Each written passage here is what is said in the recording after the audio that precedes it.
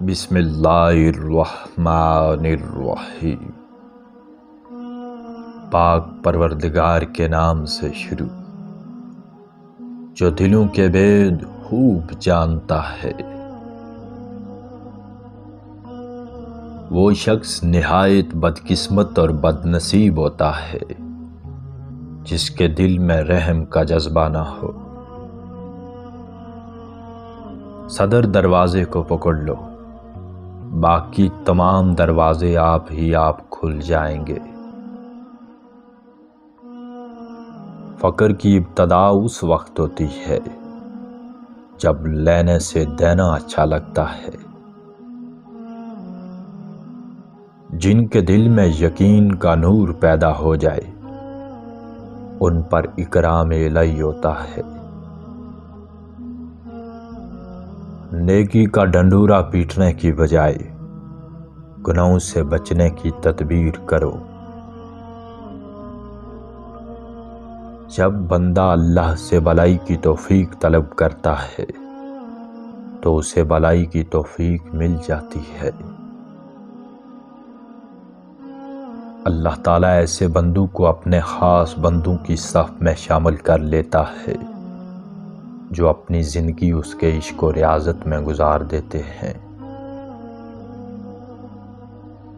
اللہ کے خاص بندوں کی صف میں وہ شامل ہیں جن کے دل و دماغ اور نفس مطمئن ہوں اور ان پر اللہ تعالیٰ اپنی رحمتوں، برکتوں اور انوار تجلیات کی بارش کرتا ہے۔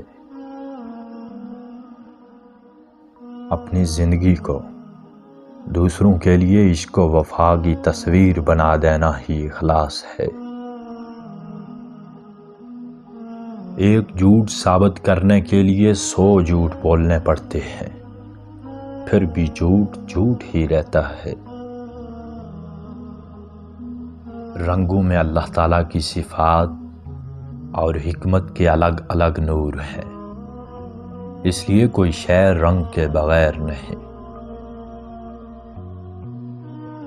انسان چیزوں کو دیکھنے سے نہیں بلکہ تجربات سے سیکھتا ہے۔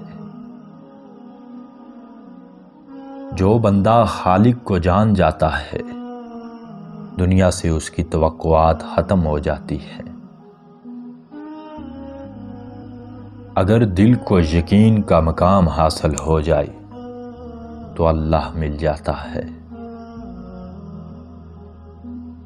کوئی بھی مقام حاصل کرنے کے لیے آزمائش شرط ہے، بالکل اسی طرح جیسے پہاڑ کی چوٹی پر پہنچنے کے لیے ٹیلوں سے گزرنا پڑتا ہے۔ جھکنے میں عظمت اور اکڑنے میں موت ہے، کیونکہ زندہ آدمی جھکتا ہے اور مردہ اکڑتا ہے۔ بھوکے کو کھلانا اور پیاسے کو پانی پلانا انسانی صفت ہے۔ موقع کی مناسبت سے آگے آنے والے لوگ کامیاب ہوتے ہیں۔ چلاک طبیعت انسان ریشم کے کیڑے کی طرح اپنے خول میں بند ہوتا ہے۔ کچھ ایسے ہیں جو سوئے لگتے ہیں مگر اصل میں وہی جاگ رہے ہوتے ہیں۔ کوئی نہانے کے باوجود ناپاک رہتا ہے اور کوئی نہائے بغیر ہی پاک رہتا ہے۔ عورت اور مرد کا وجود بذات خود کچھ نہیں، وہ صرف روح کے مظاہر ہیں۔ ہر لڑکی ماں ہے، چاہے وہ بہن ہو یا بیٹی ہو یا بیوی ہو، اللہ نے اسے ذیلی تخلیق کے لیے بنایا ہے۔ مریض جب اپنی ڈیوٹی پوری کرتا ہے تو مرشد اسے نواز دیتا ہے۔